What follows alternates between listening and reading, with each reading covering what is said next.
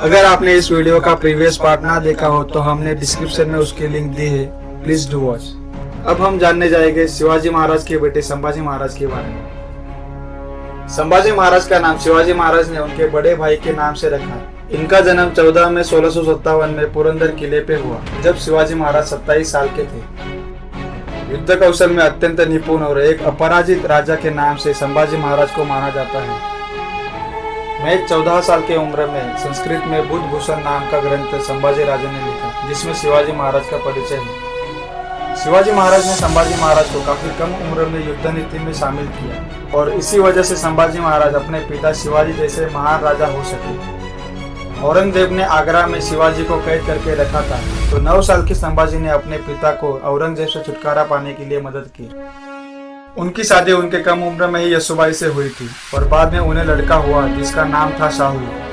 1674 में शिवाजी महाराज के राजा बनने के बाद 12 दिन में जिजाऊ का चल बसना और शिवाजी महाराज का स्वराज्य के काम में व्यस्त रहना उनके लिए एक अकेलापन लेके आया। इसी बीच संभाजी महाराज की शिवाजी महाराज के दरबार के अधिकारियों से अनबन हो रही थी, जिनमें अन्नाजी दत्तो भी थे। शिवाजी महाराज की गैर हाजिरी में संभाजी की बात मानने वाला शिवाजी महाराज के दरबार में कोई नहीं था।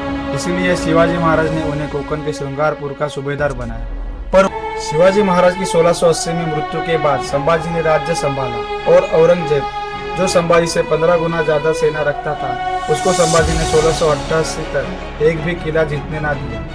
बाद में 1689 में कुछ फितूरों की वजह से संभाजी को औरंगजेब ने उनके साथी कवि कलश के साथ पकड़ा और संभाजी को औरंगजेब ने बेरहमी से मारा। संभाजी के कान में शीशे डाल दिए, जुबान काट दी गई।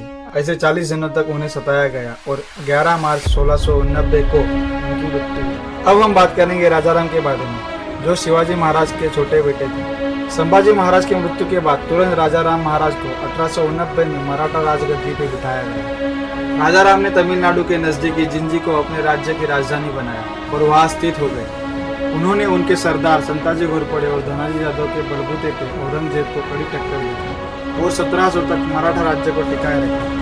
1700 में उनकी मृत्यु सिंहगढ़ पे हुई। 1700 में राजाराम की मृत्यु के बाद उनकी पत्नी ताराबाई ने मराठा राज्य संभाला।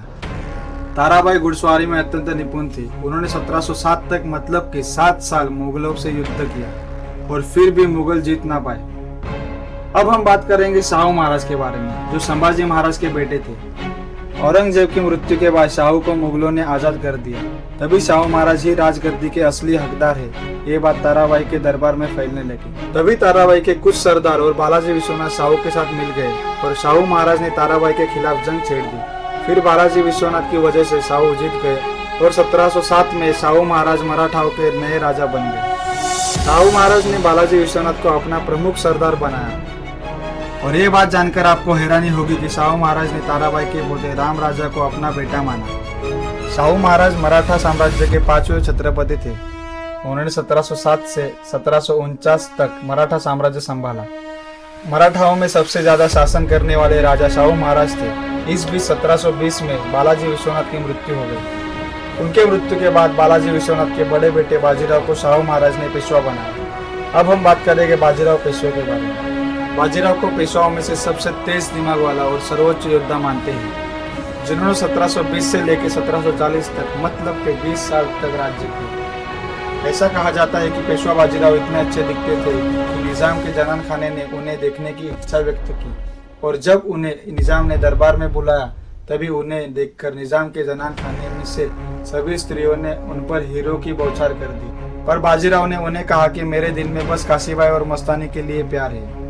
अपनी जिंदगी में उन्होंने एक भी जंग नहीं हारी। उन्होंने कभी धर्म नहीं माना, इसलिए मस्तानी से शादी की और इसी वजह से उन्होंने उनके दरबार में बहुत सारी कही सुनी का सामना करना पड़ा। शाहू महाराज ने इनके बारे में कहा, एक तरफ 1 लाख सेना और एक तरफ बाजीराव को रखा तो मैं बाजीराव को चुनूंगा। इस कदर बाजीराव पेशवा की चर्चा पूरे भारत भर में थी।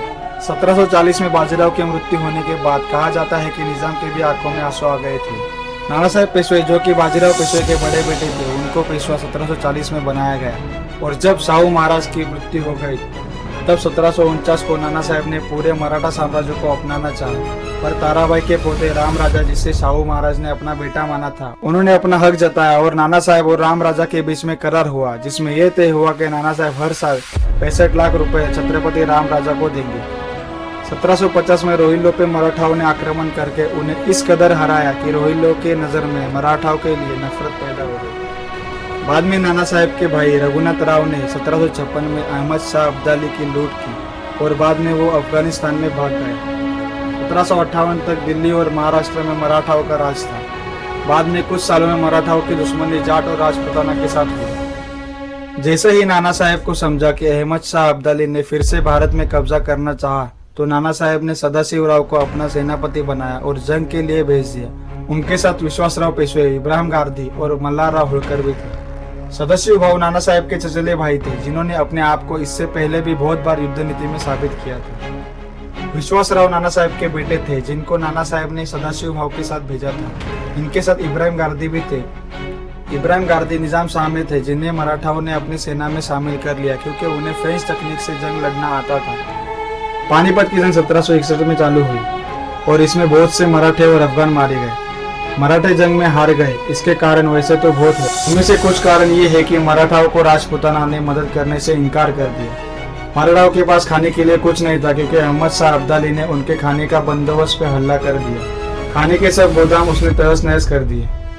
जंग के दौरान जब विश्वासराव को गोली लगी, तब सदाशिवराव अपने अंबारी से उतरे तो अफगानों ने यह अफवाह फैलाई कि सदाशिवराव मारे गए और ये सुन के सभी मराठे भागने लगे। इब्राहिम खान गांधी ने आखिरी सांस तक अफगानों को टक्कर दी, पर वो पकड़े गए और अफगानों द्वारा उन्हें दर्दनाक मौत दी गई।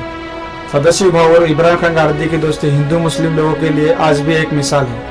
नाना साहब पेशवे को जब समझा कि उनके बेटे विश्वासराव और भाई सदाशिवराव की मृत्यु हो गई है, तो उनको वो जबरदस्त झटका लगा और वो भी कुछ दिनों में चल बसे। नाना साहब को 3 बेटे थे, विश्वासराव, माधवराव और नारायण राव। विश्वासराव के पानीपत की मृत्यु के बाद 1761 में पेशवा बने माधवराव ने 1772 तक राज किया और वो महज 28 साल के थे तभी उनकी मृत्यु हो गई। इस दौरान निजाम और हैदर अली, जो कि टीपू सुल्तान के पिता थे, वो इतिहास के पन्नों में टिमटिमाने लगे।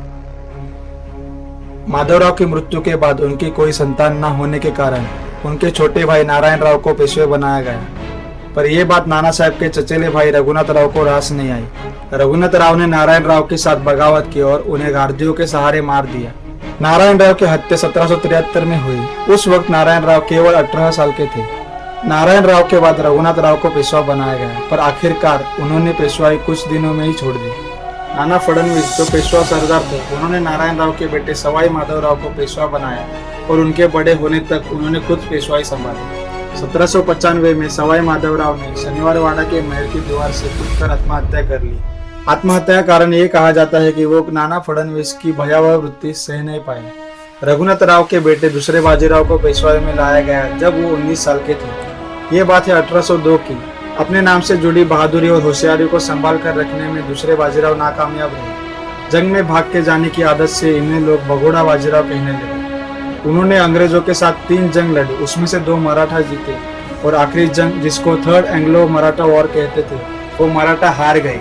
नवंबर 1817 में शुरू हुई जंग फरवरी 1818 में खत्म हुई और आखिरकार मराठाओं का राज्य खत्म हुआ। अंग्रेजों ने भारत पे कब्जा कर लिया। अपने 144 साल के वक्त में मराठाओं ने बहुत सारे उतार चढ़ाव देखे। ये सब शुरू हुआ छत्रपति शिवाजी महाराज से और खत्म हुआ दूसरे बाजीराव से।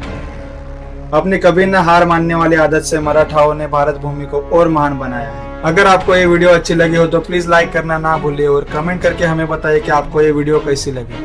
हम आपके लिए ऐसे ही बहुत सारे वीडियो लाते रहेंगे। अगर आपको ऐसे वीडियो देखने हो तो please subscribe our channel and press the bell icon to get notification from us.